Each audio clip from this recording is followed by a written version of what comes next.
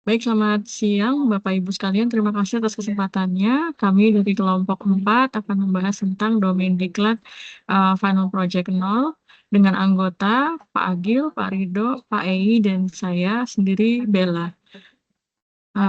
Berikut ini adalah pembagian tugas pada kelompok kami yang telah kami rancang dan kami jalankan agar pengerjaannya lebih terstruktur dan efektif.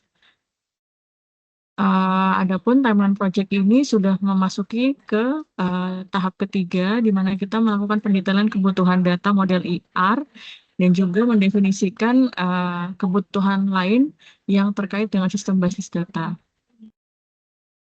Deskripsi domain persoalan ini adalah enterprise-nya yaitu unit pusdiklat, yaitu pusat pendidikan dan pelatihan pada perusahaan PLN, di mana fokus domain ini adalah penyelenggaraan diklat korporat untuk meningkatkan kompetensi pegawai PLN Group sesuai kebutuhan bisnis dan regulasi.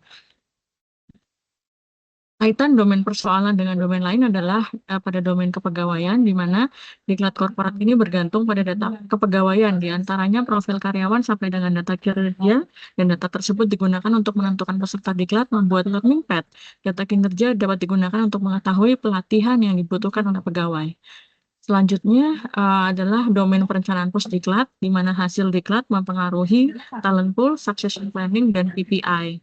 Deskripsi umum persoalan subsistem ini adalah pertama kebutuhan pelatihan yang belum selaras dengan kebutuhan bisnis, kemudian ditemukan konflik data tanggal pelaksanaan diklat di mana ada kemungkinan pegawai terdaftar pada beberapa diklat dalam waktu yang sama.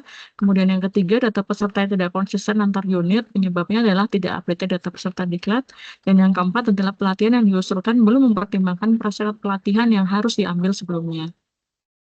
Berikut ini adalah proses bisnis terkait diklat, di mana diklat dimulai dari perencanaan pelatihan, kemudian registrasi peserta, pelaksanaan, evaluasi, dan pencatatan hasil pada HXMS.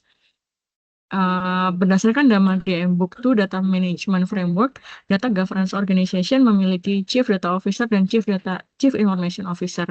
Adapun organisasi berikut ini adalah dari sisi Chief Information Officer yang fokusnya adalah untuk mengelola data dalam mencapai tujuan tertentu yang telah ditetapkan oleh enterprise.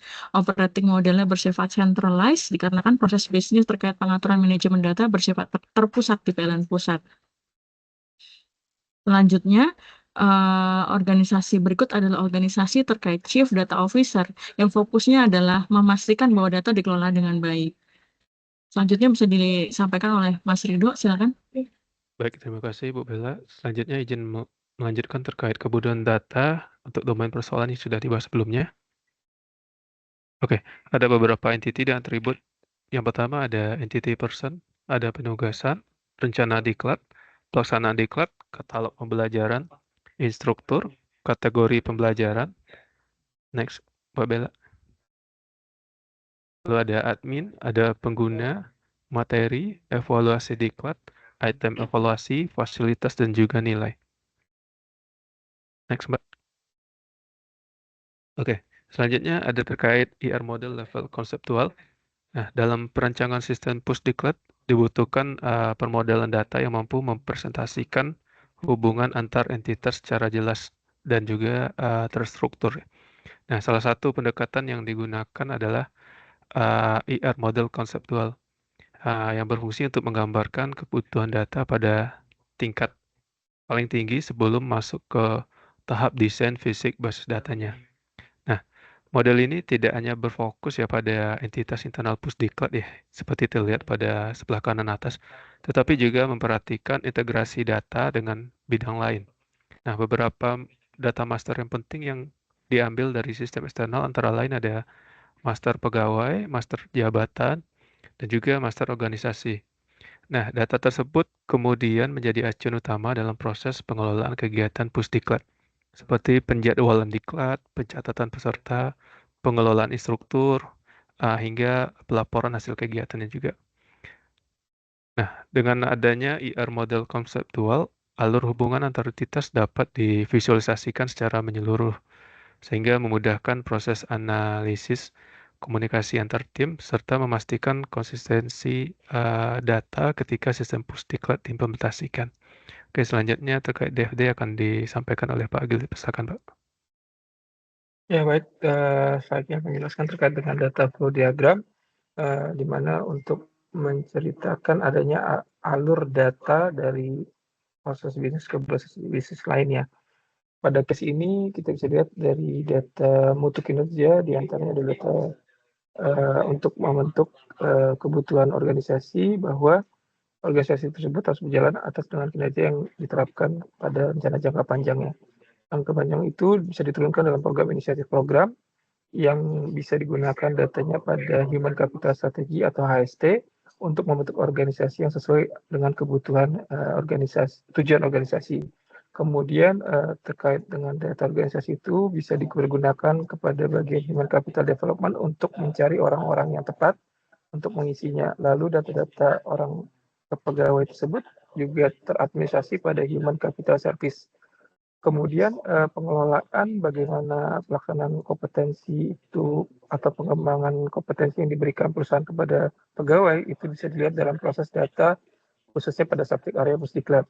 Dalam Pusdiklat ini alur data itu mulai dari perencanaan, pelaksanaan, monitoring sampai dengan evaluasi, perputaran data berjalan dari satu bagian ke bagian lainnya, sehingga baik secara finance itu juga terhubung dengan subjek area finance, dan juga secara pengadaan sampai dengan terbentuk kontrak itu bisa dilakukan dengan subjek area general affair. Kemudian secara pembukuan finance itu bisa terekam dalam laporan keuangan yang dilaporkan pada bagian sekretaris perusahaan atau laporan keuangan organisasi. Kemudian secara proses semua terpantau dalam pengawas internal audit. Next. Selanjutnya saya ingin menjelaskan terkait dengan framework yang kami gunakan dalam membentuk data arsitektur yang bisa mengorganisasi dan serta mengimplementasikan data arsitektur secara sistematis. Di antaranya melalui level yang pertama itu secara planner, yaitu melakukan inisiatif strategis pembinaan kompetensi pegawai dengan penyusunan visi dan misi bertempat di kantor pusat dan dihadiri oleh semua direksi. Secara waktu ini membutuhkan untuk proses rencana jangka panjang perusahaan dengan dasar visi misi perusahaan. Kemudian pada level owner mendefinisikan kebutuhan perencanaan desain pengembangan implementasi serta evaluasi diklat dengan cara penyusunan program kerja jangka pendek dilakukan di unit kerja PLN. PIC-nya adalah HST, HTD, HCD, dan Pusdiklat, dan dilakukan hasilnya pada waktu program kerja 1 tahun pada dasar penyusunan KPI. Kemudian pada level designer adalah proses desain bisnis terkait integrasi program pelatihan dengan cara membuat data flow diagram bertempat pada PLN kantor pusat dilakukan oleh bagian MDG atau manajemen digital. Kemudian waktunya adalah ketika perencanaan bisnis requirement selama 2 bulan. Lalu dasarnya adalah penyusunan kebutuhan proses bisnis. Pada level builder, yaitu definisinya adalah sebuah proses pembuatan kebutuhan aplikasi dan infrastruktur dengan cara desain aplikasi dan database dilakukan di data center PLN. Di PIC-nya adalah STI aplikasi, database administrator, dan juga FI developer sebagai integrator. Dilakukan ketika pembentukan job schedule dan batch processing. Dan sebagai dasar administrasi dokumen desain. Pada tahap implementer, yaitu sebuah proses setup dan konfigurasi aplikasi serta database, dengan pembuatan aplikasi dan database di PLN kantor pusat, dilakukan oleh sistem developer dan dilakukan ketika ETL scheduler, dan sebagai dasar administrasi aplikasi dan database. Lalu pada level user, itu adalah proses inputan aplikasi staff diklat, dilakukan juga subjek area HCS, HTD, dan juga HST, dengan cara adanya SOP dan aplikasi dan bisnis, kemudian bertempat di seluruh unit bisnis area dan dilakukan oleh staf bidang operasional Pusdiklat serta HSC. Lalu ketika evaluasi pengukuran KPI setiap 1 semester dan sebagai dasar SOP dan IK penggunaan aplikasi.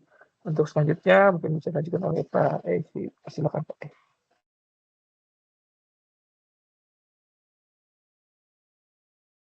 Baik, terima kasih banyak. Selanjutnya saya akan menjelaskan terkait ER model, Entity Relationship Model yang lebih detail, di mana tadi sudah dijelaskan terkait ER secara globalnya, dan untuk ER model yang lebih detail ini kami fokus ke fungsi pendidikan dan pelatihannya, di mana entitas yang ada di sistem ini ada total ada 14 entitas. Yang pertama adalah entitas master kepegawaian, di mana master kepegawaian ini berrelationship dengan master person, di mana master person ini mendapatkan dan berrelasi dengan master kepegawaian one to one. Kemudian entitas person ini juga mendaftar sebagai entitas pengguna, di mana hubungan relationship antara pengguna dan person ini juga hubungannya one to one, di mana pengguna ini yang menjadi primary key-nya adalah email. Dan dari entitas pengguna ini juga bisa sebagai entitas admin diklat, bisa sebagai entitas instruktur, dan juga bisa menjadi peserta dari diklat tersebut. Untuk admin diklat ini berhubungan dengan katalog pembelajaran, dalam hal membuat katalog pembelajaran, selanjutnya dalam membuat rencana diklat, dan dalam membuka pelaksanaan diklat. Untuk entitas katalog pembelajaran, ini juga tergolong dari entitas kategori pembelajaran, di mana entitas katalog pembelajaran juga berisikan entitas dari materi. Kemudian admin diklat selain membuat katalog pembelajaran juga membuat rencana diklat, di mana entitas rencana diklat ini terdiri juga dari katalog pembelajaran dan juga berrelationship dengan instruktur, di mana instruktur ini dipilih di perencanaan diklat. Yang selanjutnya, entitas pengguna ini bisa juga mengikuti pelaksanaan diklat, di mana pelaksanaan diklat ini hubungannya one to many. Satu pengguna bisa melakukan atau bisa melaksanakan beberapa diklat, di mana di entitas pelaksanaan diklat juga memiliki relationship dengan materi. Selanjutnya juga pelaksanaan diklat juga sebagai bagian juga dari fasilitas, di mana fasilitas ini ada tipe kelasnya, ada transportasinya, dan lain-lain. Selanjutnya dari pelaksanaan diklat ini, setiap peserta ini memiliki nilai, yang mana nilai ini berrelationship dengan instruktur yang memberikan nilai. Selanjutnya, setelah melaksanakan diklat, pengguna juga dapat memberikan evaluasi diklat, di mana evaluasi diklat ini tadi memiliki relationship dengan pelaksanaan diklat, di mana setiap pelaksanaan diklat ini dinilai oleh pengguna dengan entitas evaluasi diklat itu juga tergolong dari item-item evaluasi yang memiliki beberapa atribut.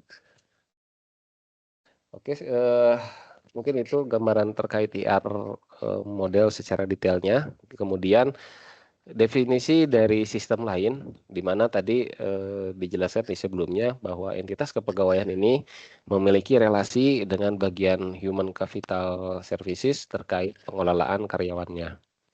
Selanjutnya, atribut organisasi, kompetensi, dan jabatan juga memiliki relasi dengan divisi strategic human capital terkait pengelolaan sistem struktur organisasinya juga.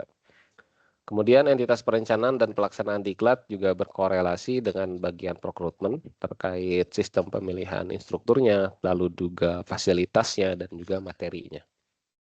Kemudian entitas evaluasi diklat ini nanti akan mempunyai relasi dengan bagian human capital development untuk mutu kinerja dan keuangan sebagai evaluasi kompetensi pegawai dan realisasi biaya.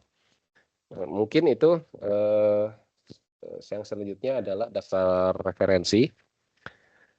Untuk daftar referensi yang pertama ada DAMA DMBOK Guide tahun 2017, lalu juga kami mendapatkan dokumen kontrak manajemen PLN tahun 2025, dan juga dokumen proses bisnis dari Pusdiklat PLN tahun 2025.